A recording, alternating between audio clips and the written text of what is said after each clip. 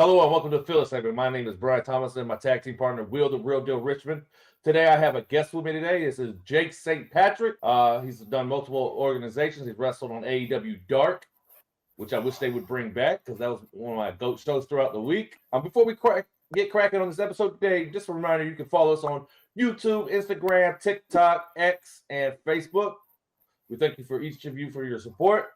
So let's get into the show, fellas. How we doing today? I'm doing well. I mean, it's cold, but I mean, I'm doing all right. I can't have the luxury of my temperature starting with a 6 or a 7 like you two guys right now. But it's Friday. Got my white crayon peach. Actually, Florida's it's kind of cold in Florida. It's Florida. Yeah, it's cold. Yes, it is. It ain't Massachusetts cold. It's cold for Florida.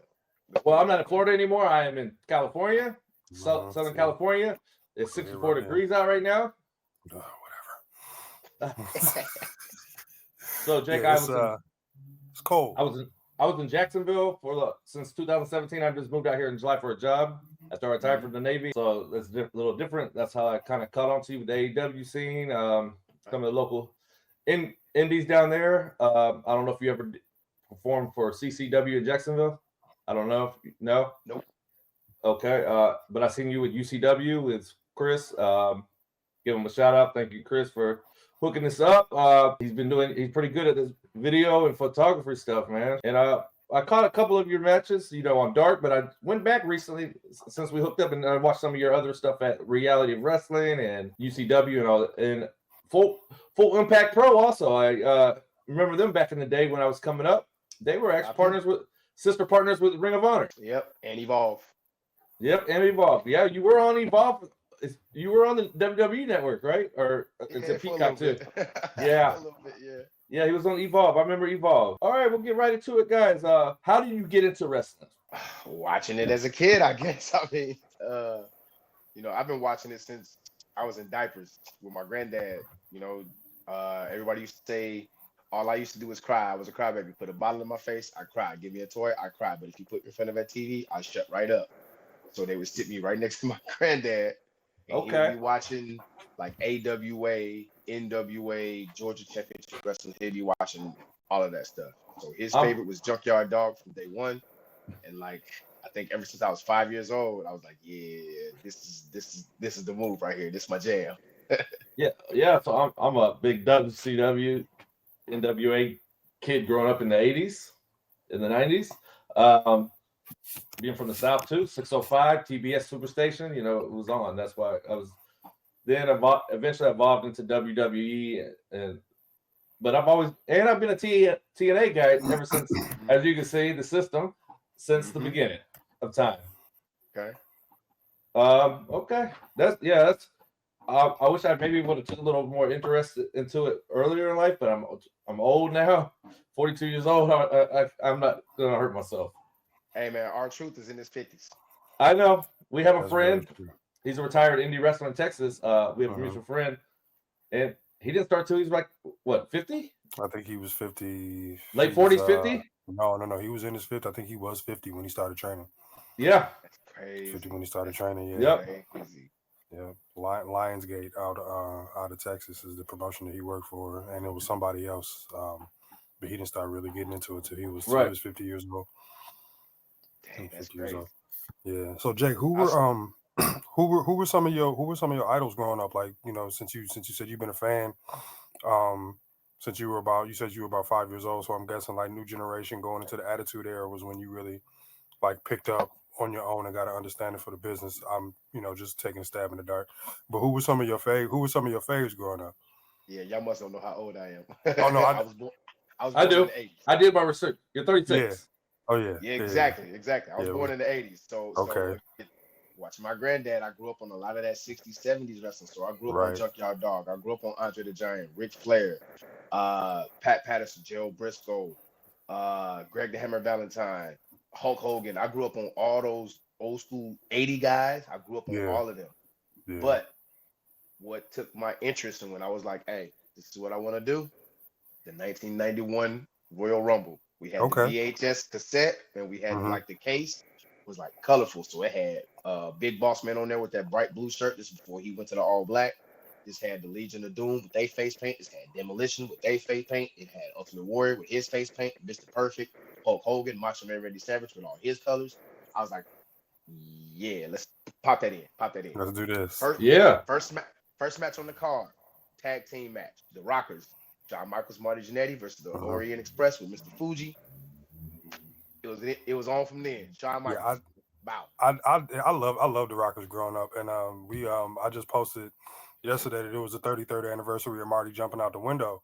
So that kind of hurt me as a youngin' growing up because I was a real big Rockers fan. But I hear a lot of that, man. Like usually because we from the same area. I didn't really meet many Shawn Michaels fans like growing up. Where you're from, Cesaro? It's not. It's Cicero. Cicero. Cicero, my man. And no.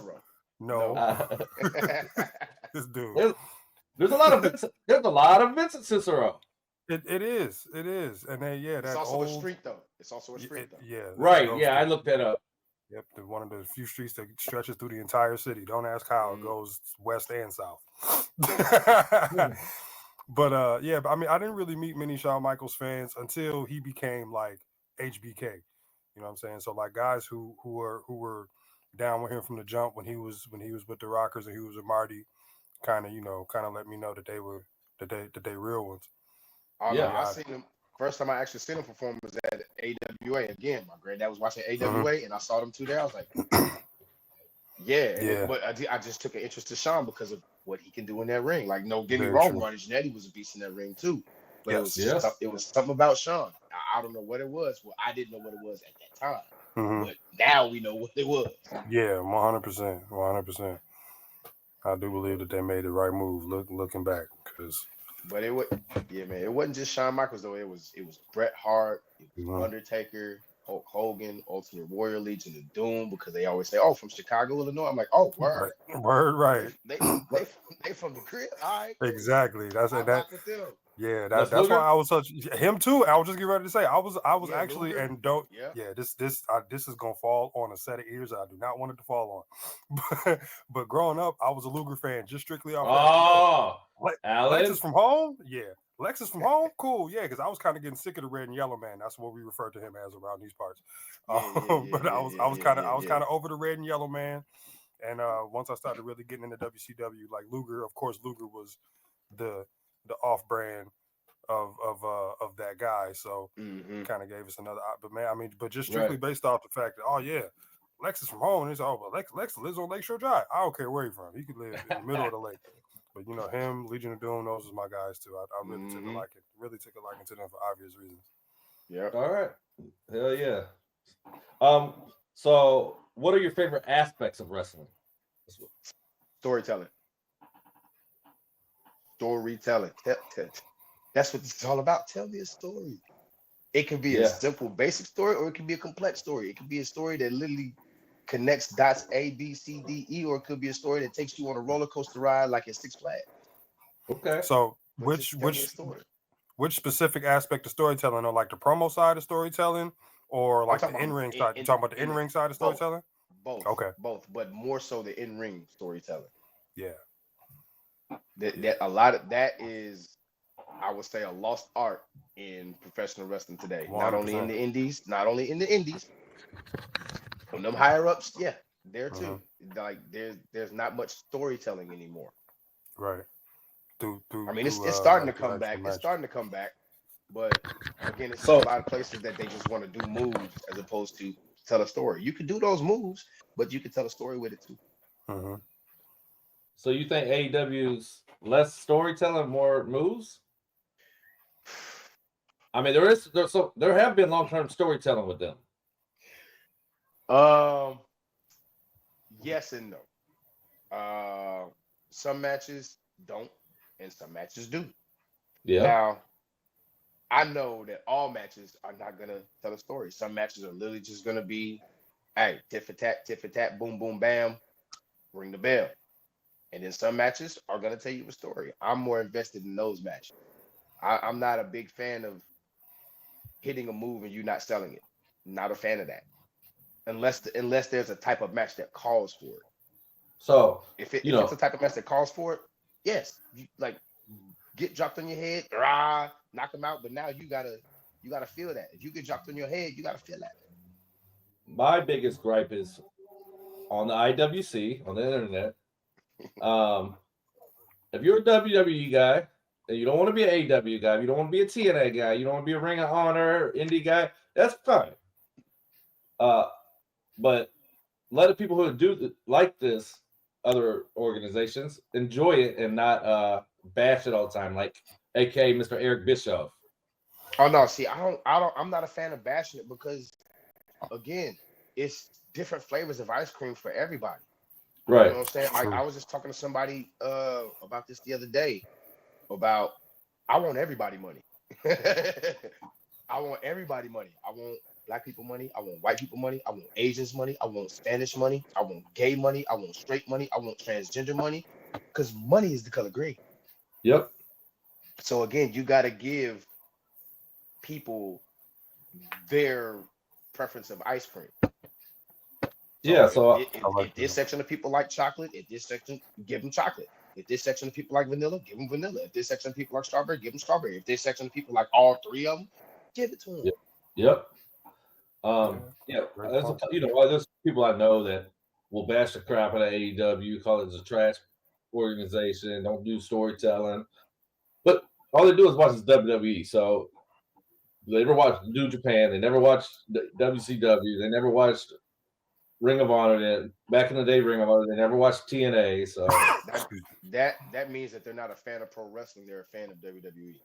Yes. That means they're not a fan of pro wrestling, they're a fan of AEW. They're not a fan of pro wrestling, they're a fan of New Japan. They're not a fan of wrestling, they're a fan of you got to be a fan of professional wrestling. You got to look at all of them and be like, oh nah, that was dope, that was tight, that wasn't it. Because trust me, I can nitpick and point out something from every organization: WWE, NXT, New Japan, Ring of Honor, AEW, TNA. I can pick something from all of them and be like, that wasn't it. And then same thing. Ooh, that was fire. That was it. I'm about to take note of that. Okay. Yeah. So again, it's just different flavors of ice cream for everybody. And I'm a multi-flavor guy, so I like multiple flavors of ice cream then, because I am a big wrestling fan, so I like it all.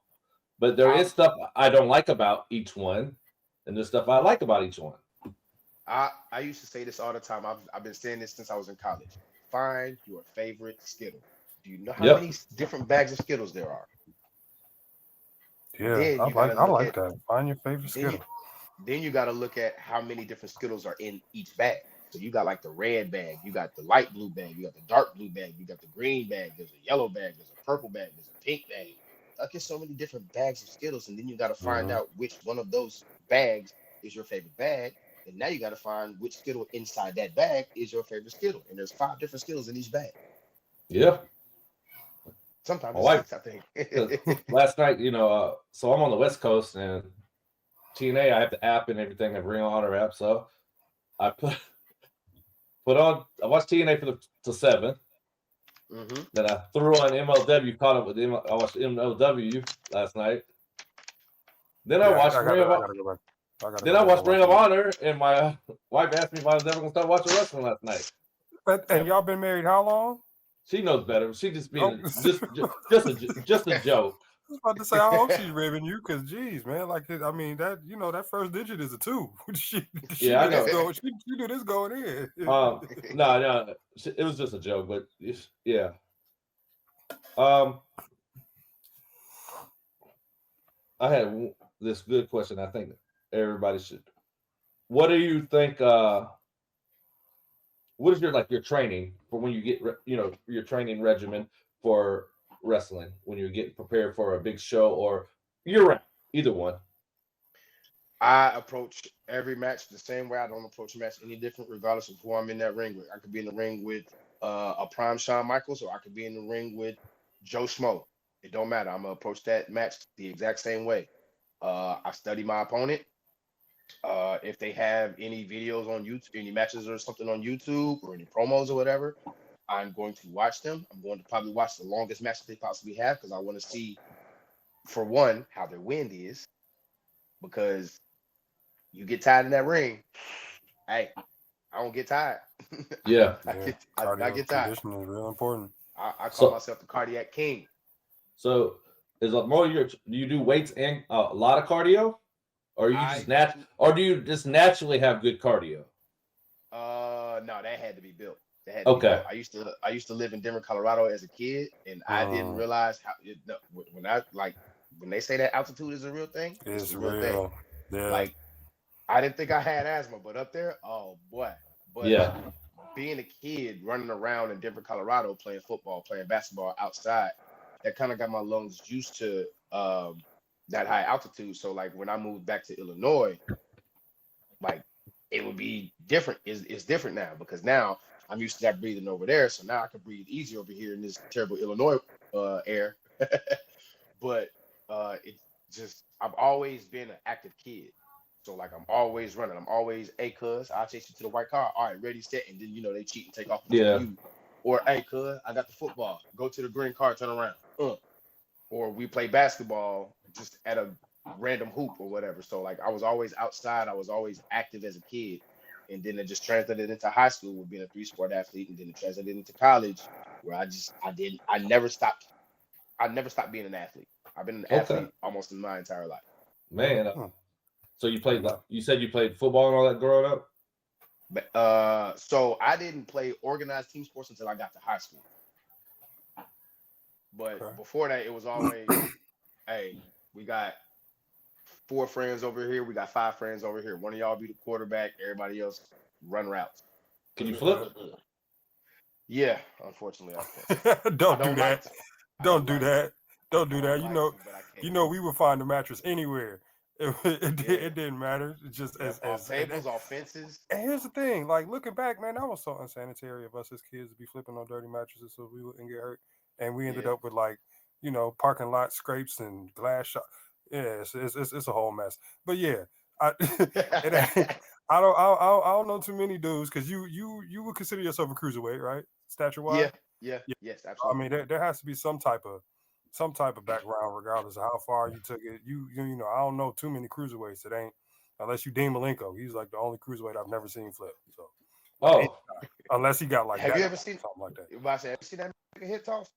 Yeah, well, yeah, that or a backdrop. That's the only time I've seen Dean Malenko, leave his feet either involuntarily or a little higher off the ground than I expect Dean Malenko to be high off the ground. Shout out to that's my guy. I hope he's doing well. I know he's speaking, you said you're like cruiserweight, so that's what your kind of your move sets are, is more high flyer? No, absolutely not. Or a combination of all. I consider myself all around. That's why I call myself a jack of all trades, because I can do it all, man. I am a cruiserweight, so I am fast. I can jump high. I'm deceptively strong. How about Don't get it twisted now. I got some strength in me.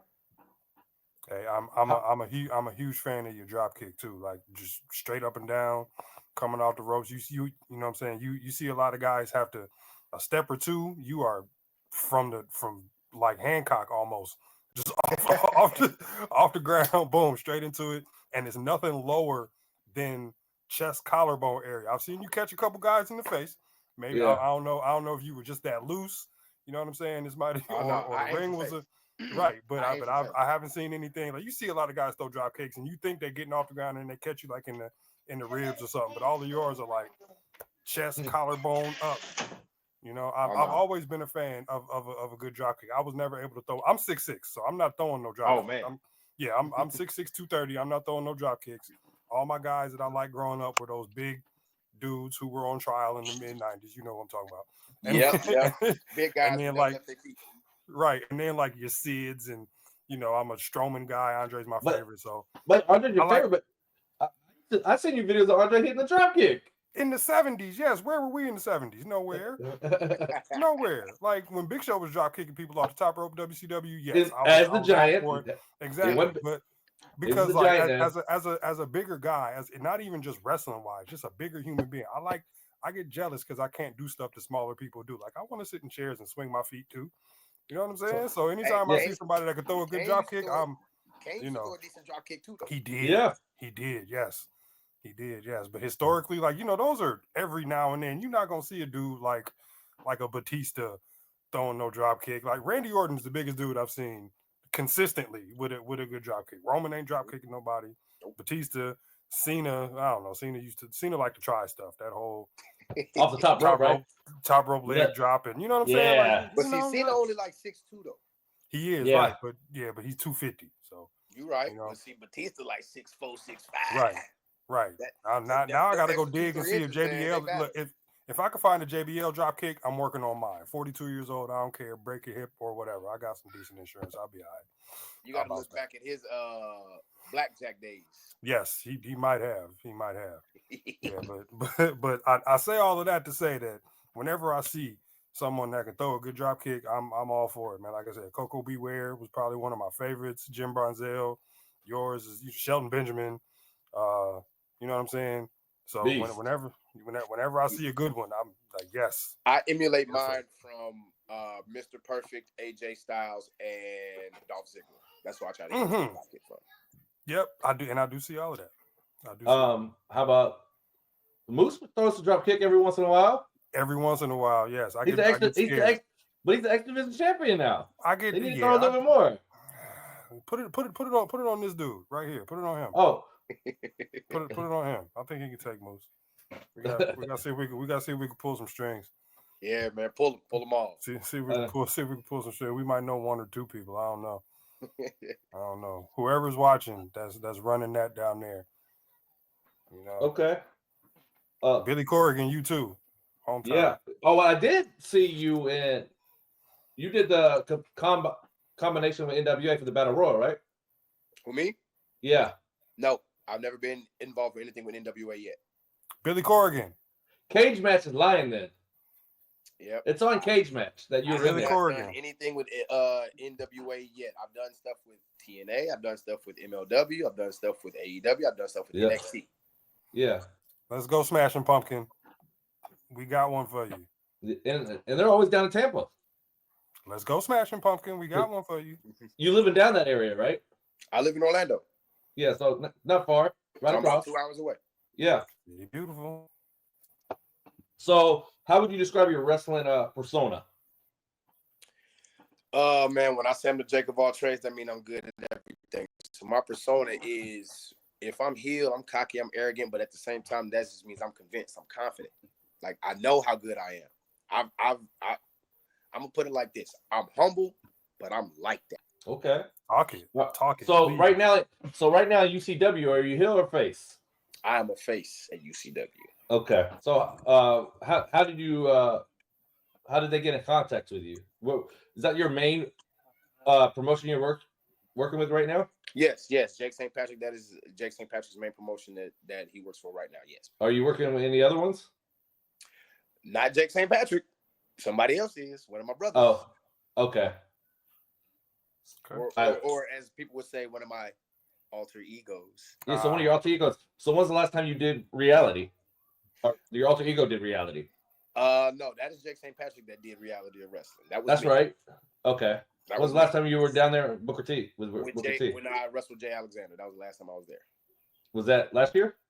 No, that was earlier this year. I think that might have been in August or. Yeah, it was August. That's what it was. June or July or something like that. But the match aired in August, if I'm not mistaken. Right. Yeah, that's what it said on YouTube. Yeah. Oh, sweet. Okay. So, like, as a face, and you know, how do you stay connected and keep your fan base, you know, continuing to pay that cover to come see you? They know when they're going to see a show that has Jake St. Patrick on the card, they know they're going to get a higher quality product. They know they're about to get their money's worth when they come to see the Jake of all trades. And I make sure I give them their money's worth every time they come to see the Jake of all trades. Even if they didn't originally come to see the Jake of all trades. By the time you leave, you're going to say, hey, your match, next time I'm coming to pay to see you. I remember it was right after they did Double or Nothing in 2021. 2021, you were still there, filling in, watching your hour on the supposed to be the fans, I guess. Mm-hmm. But this one they started letting the crowd go. I remember seeing you, Fuego de Sol. What's the dude with the blonde hair? like Talking it about look like Johnny, look like a Dragon Ball Z guy. You know what I'm talking about? I can't remember. Oh, you talking about Marcus? Yeah, you Yeah. talking about Marcus. Yeah. But I remember I went to. He had the blind joint. He has it down now. It looks fresh now. So me and my wife went, and we were sitting like, not in the, because I was sitting right next to Fuego del Sol's dad actually. Okay. But I remember you from the group, and I wanted to go down and say what's up, but I didn't have time. But I went to go take a piss in the bathroom, and guess who's in there in character still, wearing a box on his head. You remember in AW he was wearing his box? British guy. Oh man. He's with Christian now. Kip Sabian? Yeah, Kip Sabian was wearing that box. Yeah, Kip. He had that box gimmick, and he kept staying in character inside the bathroom and was just staring at me with that box. That's funny. Yeah, Kip a funny dude. Yeah, he stayed in character the whole time. That's nuts. Yeah. Those. That's I mean, what those. you're supposed to do, man. Yeah. That's Yep. what you're supposed to do. That's part of the job. It really is. All right. How do you balance your life, as your in-ring character with your real personality in the real world? Once I step outside my walls, I am Jake St. Patrick. Once I step back inside my house, I'm not. Yeah. Okay. So you kind of tend to stay in character in public yourself. Mm-hmm. Nothing wrong with that. Because you never know who's watching. You never know who sees you. Very true. So are you? So is it heel or face depending on like what city you in, or? Nah. Nah. No, but most of the time I'm gonna still be like a nice guy, but still you gonna smell and you gonna feel this confidence oozing off of me. Gotcha. Okay. Spoken like a true heel though. Yeah. I follow. I like myself to be a bit of a heel at times. So I get it. I get it. The world calls for it sometimes. It does. It really does. Like it's not nothing. I don't wake up like, you know what? I'm gonna be a heel today. No, it's just whatever pitch I see. If I like it, I'll take it. Yep. I'll take it. But this one, you don't really have to get like too deep into it because I don't know what goes on backstage or whatever. But how was it working with AEW during the COVID period? Man, it was awesome. Awesome. I got to meet a lot of guys that I watched as a kid, and how nice they were and how welcoming they were. Man, it was a culture shock because a lot of people say don't meet your heroes, but I've met a few of them and none of them have really been what people say they are. Like people say that they're a-holes or who'd you mark out for the hardest though? Say what now? Who'd you mark out for the hardest though? Because it's a little mark in all of us. On the inside, it was. Yeah, yeah. I know it wasn't nothing outward because I would have been like Tony probably would have been like, "Sir, I'm going to need you to either take a lap around the building or just get in the car and go on about your business." Well, so backstage it was Sting, of course. But I think I would. They would have had to send me home. But in the ring, mm-hmm. It was, even though we never touched each other, it was Billy Gunn. Ooh. Frankie Kazarian, and Christopher Daniels. Okay. Now, you Frankie Kazarian and Christopher Daniels, yeah, we had you did have a tag team match with them. They beat the hell out of me. But, yeah, I remember that. Brian Cage beat the hell out of you. The Murder Hawk is. Boy, yeah. I love Brian, even though he did beat the hell out of me, but that was yeah. The Murder Hawk. Hobbs too, I believe. Was that the same match? Was that a 6-man with those three? Or who was the 6-man? It was Hobbs, Cage, and it was Brian Ricky Cage. Starks. That's what it was, Ricky Starks. Yeah. Ooh. Man, how did you get to interact with Tony Khan? Yeah, once he found out I was from Champaign, because that's where he went to college at. He went to college at the University of Illinois. So when he found out I was from Champaign, he actually came up and talked to me. I was like, this him? Yeah. Like, he's talking to me like directly right now. Was he very nice? Yeah, he's a real cool dude. Real cool dude. Yeah. I hear that a lot. I need some people to stop talking about my dog like that. You know what I'm saying? Listen, hey, the only problem I had with Tony is that when I went to the show, they did a collision rampage out here in September, and we were in the arena for 5 hours. Like, my feet felt like TV static by the time we got done. Ooh, Man, look, we got in there at about 7. Me and my wife didn't leave till probably about almost midnight. Like, okay, because it was Collision Rampage, and then they did some ROH tape and stuff too. Like, it was cool, okay. it was So fun. yeah. It was fun because that was my first non-WWE live show that I had been to, and it was different experience. But I'm like, Tony, this ain't WrestleMania, bro. I did see you on Twitter that you marked out the Indy Hartwell. Oh, me? Yeah, you put it on Twitter. I'm not. So what happened was, I went to a sporting goods store. I was trying to get some something from the sporting goods store real quick. I think I was getting like some wrist tape or something. I don't know. And then I walked into her and Ava. Yeah. So I was like, bro, this is a small world. I mean, they're right there too. Indy Hartwell and Ava Right. in a sporting goods. What did I mean, but I would in Orlando. They live there. They're working at NXT. I mean, you're eventually going to run into somebody. Yeah, and I run into quite a few people. I've been James Ellsworth Lyft driver. James Ellsworth can afford a lift? Hey, don't get no. that boy got some Oh bread. no, I'm not fully aware. I got a buddy. I got a The buddy. WWE paid him very well when he was there. I mean, he's undefeated against AJ Styles. He better have got don't do that. Man is undefeated against one of the best ever. And he won Money in the Bank. Mm-hmm.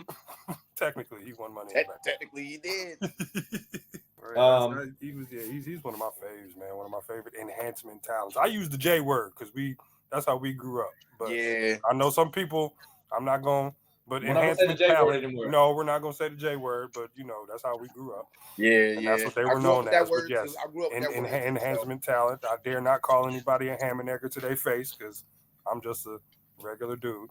Mm-hmm. But yeah, Ellsworth's probably up there with my favorite lower card talents. there we go. Lower.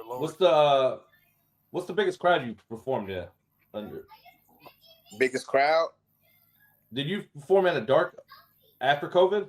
No. Did you perform at dark in Orlando at the Universal? Yes, I did. That crowd. I don't know. I did a show in Augusta. It was a legend show, and I think we had about 1,500 up in there. It was a college basketball arena. Is that ICW? No. I can't. There is ICW there, right? I can't remember what promotion it was, but it was a bunch of legends. I mean, Eric Bischoff, Ted DiBiase, Jimmy Hart, Bushwhacker Luke, Lex Luger was there, Road Warrior Animal was there, Mick Foley, Ricky Steamboat, who happened to be my manager that night, that I didn't know about it until I got downstairs. Wow. How's it with all that many people eyes on you? 1,500. It might not look like a lot on TV, but when you're in there, it feels like a lot. I bet. Like, hey, is there a lot of pressure? Do you have a lot of pressure? Like I said, at that moment, at that point in my career, I already had that tunnel vision. So I always related to, and I'm a movie buff. So hopefully hopefully y'all know this reference. Have y'all seen the movie Biker Boys? Yeah. With Lawrence Fishburne. You said Biker Boys? Biker Boys, Lawrence Fishburne. Not the new one, Biker Boys, the old one. There was a new Biker Boys before with Tyrese and them, right? No. This Biker Boys was with Lawrence Fishburne, Kid Rock. What's the guy who played Antoine Fisher? What's his name? Oh yeah, okay, yeah, that's what it was. That's what I meant. That's Derek Luke, yeah. So they were in this movie. It's a motorcycle movie. Yep. So in the movie, Lawrence Fishburne, he got so much experience, so much veteran status that at this point now he don't see no crowd. He don't see, like, it's tunnel vision, him and the finish line, right? So for me at that point in my career, I had that same thing. Like, I know the crowd is there, and I know slap hands and all that stuff, but they're not there at the same time. So Vince McMahon, Triple H, Shawn Michaels, Bruce Pritchard could have been in that crowd, and I could have literally laid eyes on them. But nah, you just another fan, and I'm about to entertain the hell out of you. Okay. So the only reason why I got nervous in that match was because Ricky Steamboat was my manager, and I didn't know that was happening until right before the match was about to happen. I think we all would. Oh yeah, absolutely. Especially that's the straight up legend right there, man. When they told me, I literally had to ask them like 10 more times. Like, hold on. Ricky the Dragon Steamboat? Yes. Former WWE Intercontinental Champion Ricky the Dragon Steamboat? Yes. The man at WrestleMania 3 who had that banger with the Macho Man Randy Savage, Ricky the Dragon that same guy. Yeah. They were like, yeah. And I was with like, Ric oh, Flair man, and Ricky Steamboat. I'm like, y'all ribbing, y'all lying. And then he walks up. Yeah, so I'm supposed to be your manager, huh? I guess. Yes, I guess so. And so, like, they told me to cut a promo to introduce him, and whole time, I know there's a video out there somewhere that got it. No one could probably tell, but my legs were shaking. Because it's Ricky the Dragon Steamboat. I've been watching this dude, like I said, since I was in diapers. How do you introduce a legend? Like, how? There's a man that needs no introduction, but I'm gonna give him one anyway. Right, I'm here, but here goes. Let's go. Yeah. You know. Well, I think I probably would have been pissing down my leg if it was me. Man, I think I might have a little bit. All right. So when you're either cutting a promo or you're in a match, and somebody's just like you said something off the wall or do something. How do you maintain your poker face or your composure, your focus? Depends on what they say.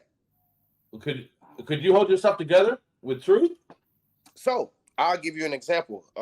I have a TikTok and there's a video of me on TikTok. Now, I was in a match with one of my boys named Santana, Nazir Santana. So, there was a guy in the crowd who said that it wasn't real. Who? Can I cuss on here? Yeah. Okay. Shoot. I put him over my shoulder and I said, "Who the fuck said that?" Looked right at him, kicked him dead in his face. That ain't real, motherfucker. Okay. And after the show, he was like, "Hey, you made a believer out of me." Yeah. Now next time you come here, sit down and shut up. Yeah, I don't like what I do in that ring. That ain't fake, bro. Nope. That everything hurts. So I'm gonna show you what's fake and what's real. That it hurts. Show you that like hurts. it's as far as like if a fan says, "Oh, you suck," or your mom should have aborted you or something like that. I don't pay no mind in that type of stuff. Yeah. Like, if I'm a heel, I feed off of that. Give me more. Give me more of that. I need that. Yep. Because every time you say something stupid, I'm gonna beat him up because of what you just said. Yeah. It's gonna be a long night. Okay. So what are your? I'm sorry to go back to that question. You gotta you gotta remain professional at all times. That's why they call this professional wrestling. And I pride myself on being a professional wrestler. But do you think you could stop yourself from laughing or something? If R-Truth was in the ring with you. Ooh. That's what I'm saying. Or a Sammy or somebody that's known for trying to make you break. Or Sammy with Sammy I could Uso hold it together with Sammy, but Truth, that's gonna be tough. That's gonna be tough. But back in the day, Austin his main goal was to make the Undertaker break. And was 0 for forever. He was 0 forever. Nobody broke. You know who could? So Priest could not stop laughing at Truth in the ring when he was with the Judgment Day, and when he was with the Judgment Triple H. I watched the interview. He said he went up to Triple H and was like, "I just can't do it." Whatever, And Triple H sort of started laughing. I guess. Well, that's the best way to keep your job right there. And I say it all the time. He needs to be inducted to the Hall of Fame today. Oh, he does. When I'm not waiting until it needs to be said and done now. Like let's do this now. There's nothing left for the man to accomplish. He's done it all, and he needs to be protected at all costs. Yes. Put him in the Smithsonian. He is an international treasure. Yes, he is. Him and his, you know what? They're gonna put him and his childhood hero in the Hall of Fame at the same time. Watch. Yep, they need that. Watch. and Lil Jimmy. You know what? Before Cena retires, him and R-Truth need to run as tag team champions. Oh, that would be dope. Yeah, I'm here for that. Yeah, I'm here for that. I'm here all here for that. I'm here for that. With his childhood hero. Yeah. Bro, his Twitter, man, his TikTok, man. It's just the funniest stuff I watch, man. It is nuts. All right. So, what are your short term now and your long term goals in professional wrestling? Short-term goal is to now branch out with each one of my characters. Again, So, I have, there's. are you Mick Foley, Dude Love, Cactus Jack, Mankind type of person? I'm the Jake of all trades. You're not gonna enter a battle royal 3 times, are you? I could. I could even go 4. I can go 4. I can give you 4. I would. I'd love to see that. Yeah, me too. So, but no, for real. So, what are some of your? Yeah, I just will go back to the goals thing. Is to now branch out of Florida and get into the Georgia scene, get into the Texas scene, get into the West Coast scene in Vegas and Cali, get into the the East Coast scene with the Carolinas, the Phillies, the Jerseys, that New York area. I'm trying to branch out now. I'm trying to get out of Florida from wrestling and start wrestling in other places so I can get my name out there. Like some people know me from other places, but I need to be known. I need to see you in GCW. That's where I need to see you at right now. Hey, game changer. I mean, or Blitzkrieg. So GCW, they're everywhere now. They're not just the East Coast Jersey promotion anymore. I'm gonna put it to you like this: whoever sees this podcast, whether it be GCW, Reality or Wrestling, whoever sees this podcast, Booker, look at my resume. Look at my matches. I'm like that, bro. You want a high quality match? Holla at your boy.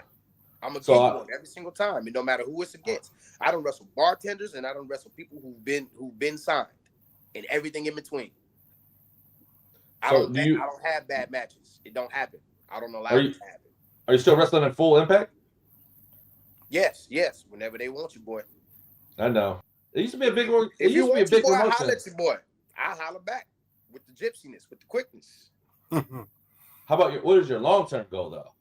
Long-term goal, I want to become WWE Intercontinental Champion. You see how specific that was? We need to get you an ID deal. That's what we need. We need that ID. Hey, WWE, NXT, holla at your boy. WWE. And on top of that, I'm also the assistant head trainer at Devon School. I know you got. I saw in your profile, your bio that that's where you get trained at. I'm the trainer. No, I know you are but now. I also do still get training because Devon. Let me tell y'all something about Devon and also Bubba. They have forgotten more things than I know now. Those dudes are encyclopedias of knowledge. Devon's still learning, Bubba's still learning, I'm still learning. You're not gonna stop learning till the day you die, and even after you die, you might still be learning something. True. So I'm learning from Devon. It's in Florida, right? Yeah, we right next to the PC. We right next to the performance center. But Bubba moved back up north, didn't he? Mm-hmm. Devon's still down in Florida. Uh-huh. Okay. Have you had the twins in there with you? Yep. Yeah. Nice. We was at AEW together a lot. Okay. Yeah, I remember that. I remember they were in the AEW during the COVID time. Yeah. Yeah. Who else was in there? Oh, Pineapple Pete, as they called him then. That's not his real name. What's his name? He goes by Suge, right? I think Joe. I think his main name is actually Suge. I thought Pineapple Pete was a joke for like 3 weeks because I wasn't really watching AEW like that when they first, especially during COVID. But I'm thinking like I'm reading. I'm like, who the fuck Pineapple Pete? I'm thinking it was a Jericho joke. came up with that. Yeah, I know. And when I figured it out, like, yeah, I was like, you know what, this dude that and I think that might have been when I started telling myself it's time for him to go ahead and shut it down. Because you just saying stuff just to say stuff now. I mean, it was hilarious, but you just saying stuff just to say stuff now. But, like, you're at that point in your music career where you can just put out an album or anything and everybody's still gonna buy it. That's the point Jericho's at in his career right now. We're speaking. We talked about like real quick that you're a trainer. You with the Dudleys or Bubba and Devon. Those are big time. What's the biggest guy? The biggest most famous wrestler you've wrestled in your career? Are they all in AEW? I would say so. Yeah. Did you ever wrestle Jericho? Nope. Okay. Nope. So maybe Brian Cage. I've been in the ring with Brian Cage, Lance Archer, Blade and Butcher, Powerhouse Hobbs, Kazarian and Christopher Daniels, the Young Guns and Billy Gunn. Jack. Somebody out here is not a fan of Kaz. Say what? Somebody out here is not a fan of Kaz. I'm not gonna say any names. I just didn't like the way he was booked in the for the title shot for TNA. I don't have I know. I don't have no issue with Kaz. I told you, man. Look, didn't we have a conversation about SCU? We had that conversation. I know. I'm just messing with you. We're not gonna run down the list of people that I'm not on this show. But you are, Brian. You already know. I got a small list. That's all I'm gonna say. Well, I was going to ask you this question: which promotions would you like to compete in? Well, obviously, it's going to be the WWE because you want to be the WWE and the Continental Champion. And the reason why is just because that's what I grew up on. That's what I grew up on the most. Like I said, I grew up on those old school promotions, but those promotions got bought out by Vince. So, yep. You know, I didn't know about WCW until later on. Okay. So, like me growing up on WWE, and again, seeing Ricky Steamboat with the Intercontinental Championship, Macho Man with the Intercontinental Championship, Mr. Perfect with the Intercontinental Championship, Shawn Michaels, Razor Ramon,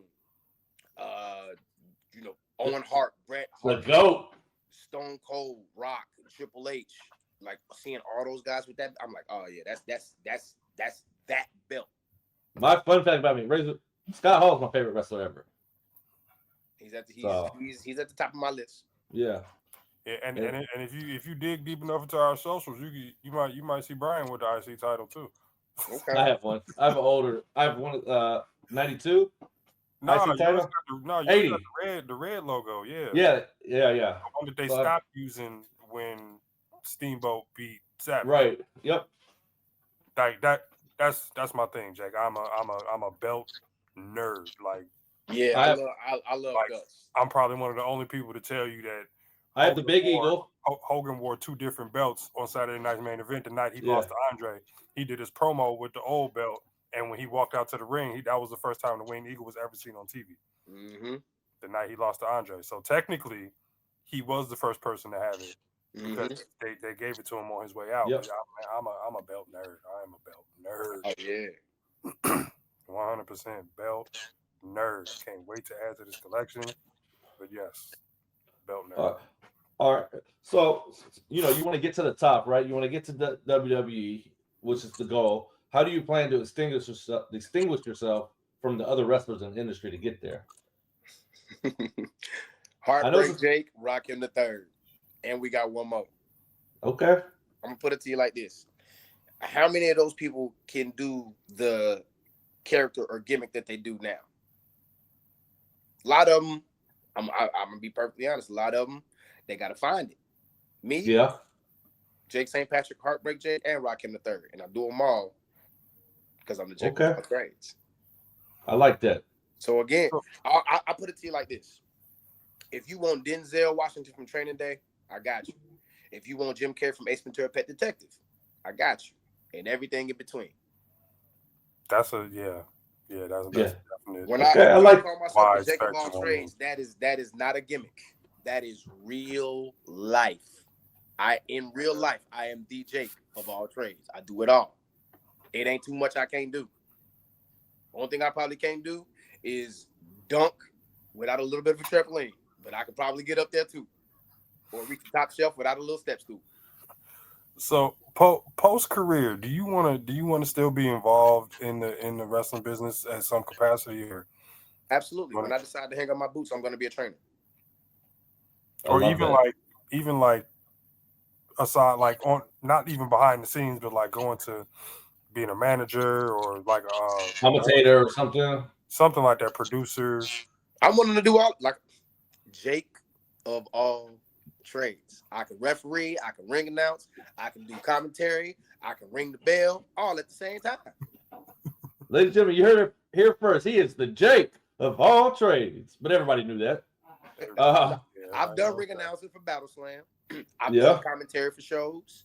The first night I ever stepped in the ring in front of an audience, I was a referee. Like when I say I'm a student of this game, I study it all. I studied Howard Finkel. I studied Earl Hebner and Tim White and Nick Patrick and all those guys. I've studied Jim Ross and Jerry the King Lawler and Jesse the Body Ventura and Gorilla Monsoon when they was on commentary and Bobby the Brain Heenan. I studied Mike Tenay and Tony Schiavone and then when they was in WCW, I studied it all. But when I say I'm a student of this game, I'm a student of this game. I watch it too much. All right. Well, hold on, B, because now I'm and this is just exclusive. Now, any time we have a worker on the show, I'm going to ask this question. And since your knowledge is extensive and your history goes back and it stretches, I'm pretty sure you've been asked this question before, but our viewers who do not know who Jake St. Patrick is, they're going to find this out for the first time. Give me your Mount Rushmore. Oh, yeah. That's hard. See, the reason why that's so hard is because there's different eras and then there's different overall. avenues. Like, for example, right? Let's say I don't have Undertaker on my Mount Rushmore. Mm-hmm. He would be on my Mount Rushmore of bigger guys. Mm-hmm. Ah, okay, yeah. But when it comes to like your smaller guys, like your Shawn Michaels, your Bret Hart, Ric Flair wasn't like a really big guy. But right? no, we need your overall. Come on. Because I have one, and I would. So we did this, Jake. We've done a Mount Rushmore of IC title, WCW or TV title. We done US title combined with WCW and WWE. We did World Champion Mount Rushmore. We also did our overall Mount Rushmore. Mm-hmm. Now I'll give you mine, and I've been looked at very funny for my overall. I'm probably gonna Mount look that funny for mine too, but go ahead. But it'll take me probably till Sunday to give you my criteria, but it'll make sense. So I have Flair, Jericho, Cena, and Savage as my personal Mount Rushmore. And that ain't a bad Rushmore. Just based off of criteria, and I'm pretty sure with those 4 names, the criteria is kind of explains itself. But Macho Man was just like that dude. Like, everybody was a Jordan fan growing up. I loved Scottie Pippen. That ain't nothing against MJ, but I was, more drawn to what Scottie gave me. Same thing with Macho Man. Everybody was a Red and Yellow Man fan growing up. WrestleMania 4 was it for me. I think if I could have went through the roof, I would have went through the roof. So that's why I'm selfishly I have Savage on mine, but Flair, Jericho, Cena, Savage is mine, my Mount Rushmore. I would have to go if Sean is number one. Sean is going to always be on every. Rightfully so. On my Rushmore. Okay. I'm also going to put Flair in there as well. Mm-hmm. These last two are always hard. They're always hard. I'm going to have to go, for me, The Rock is on there. And again, this fourth one is always hard because it's like I could just push a button and then like randomly. Mm-hmm. But again, like you said, there's a criteria. For me, it would have to be Stone Cold. So Shawn Michaels, Ric Flair, Rock, and Stone Cold. Mine was of course Scott Hall. That's just my favorite wrestler ever. That's why. Flair, Cena, and Stone Cold. Okay. So, and again, everybody's Mount Rushmore is preference. So it's not like your Mount Rushmore is garbage or my Mount Rushmore is garbage. Yeah. It's preference. Right. And I don't ask the question because I'm trying to, you know what I'm saying, make the one. I just like to hear everybody's opinion just to see where they, just see what type of taste they got. Because I could go, I could add to the man. Undertaker's on there, Kane is on there. Mm-hmm. This I one definitely got 4 categories. I definitely have multiple. I got a big guy Mount Rushmore. You give me I got a cruiserweight Mount Rushmore. I got a tag team. I have I might have a Japanese one. I might have a Samoan one. I might, you know what I'm saying? There's many different ones that you can do, but just like the overall, just to see kind of where people's taste is at, and just to see how diverse the selections are compared to mine and compared to Brian. I'm giving you an opportunity if you want to say anything to anybody out there or say anything you want, cut a promo or anything, whatever you want to say, you can. If not, we'll go straight to the outro. Oh man, look, I just want to say this: for any and all promotions looking for a high quality professional wrestler that can do it all, that can give you anything that you're asking for, Holler at the Jake of all trades. Like I said, you want Leonidas from 300? I got you. You want Denzel Washington from Training Day? I got you. You want Ace Ventura, Pet Detective? Jim Carrey? I got you. Asking you shall receive from the Jake of all trades. All right, we appreciate that. If not, I'm about to start popping up on y'all. Please do pop-ups. Yes. Pull up on them. Blitzkrieg up here in New England. Is to have enough money to start popping up on these promotions. Like, Yeah. y'all thought I was playing. It was the second I see your face on a Blitzkrieg card or Pioneer Valley Pro. We're gonna work some stuff out. We're gonna try to make some stuff happen. Like I said, I don't know many people, but I know a couple. Hey, we definitely gonna try to make some stuff happen. I'm trying to get out there. So holla at you, boy. All right. I wouldn't recommend New England in the winter, but if the bag is to be got, get the bag. Hey, I'm willing to travel if the money's right. To the cold, to the cold. Yeah. I moved out of Illinois. I want to be in that cold. We ain't no strangers though. But real quick before we go, where in Chicago are you from? So I am not from Chicago. I was born in Champaign, Illinois, but I grew up in my early childhood in Chicago off of Lockwood and Monroe on the west side. Okay. Oh, west side. Okay. Uncle Remus and Coleman's. All right. That's all I need. That's great. That's great granny spot. That's great granny all right. spot. That was always a honeycomb. That was always home base. Yes, sir. All right. I just wanted to clarify that. All right. I give you the exact address. Right on the corner. All right. All right. Ladies and gentlemen, if you're hearing this message, you listened to the entire episode. For that, we thank you from the bottom of our hearts. And a big thank you to our incredible guest, Jake St. Patrick, a.k.a. the Jake of all trades, for sharing their wisdom and experiences. And, of course, thank you, dear listeners, for tuning in. Your support means everything to us.